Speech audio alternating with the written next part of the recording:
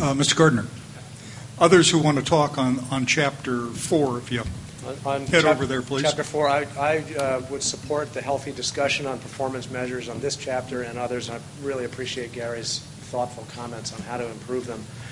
I would add to that specifically the references to natural functional flow patterns.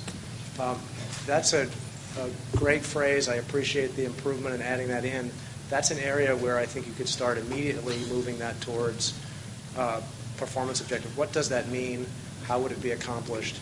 So I recommend that. I wanted to touch on the goals. This relates to the whole document, but I'll use this chapter as an example.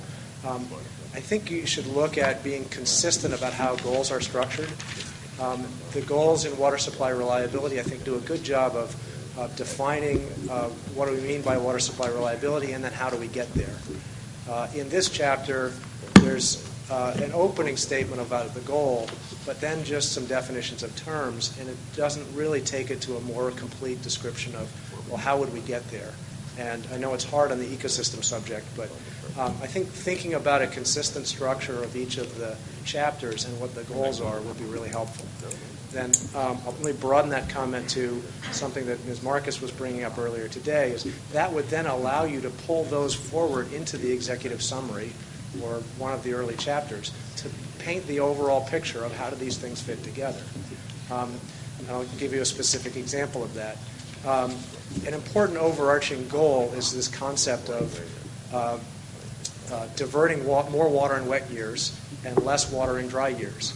Now, that concept is really buried in Chapter 3, not really mentioned in Chapter 4, and I think is an overarching conceptual goal that could be incorporated with other goals up front to paint the picture of here's where we're really trying to go with this Delta plan, and here's how we get there. And then lastly on Chapter 4, I think there are opportunities to list specific actions, and I particularly think about pilot studies. I'm sure Dr. Goodwin could come up with at least half a dozen, maybe a dozen pilot studies that need to happen to advance thinking in the ecosystem arena. So I would recommend folding those in, including those as recommendations specifically, and then pilot studies, projects, and there are, I think, at least half a dozen ecosystem restoration projects that have been planned for the last 10 years and not yet implemented. They're not mentioned here specifically. They could be recommendations to get those accelerated and actually implemented sometime in the near future.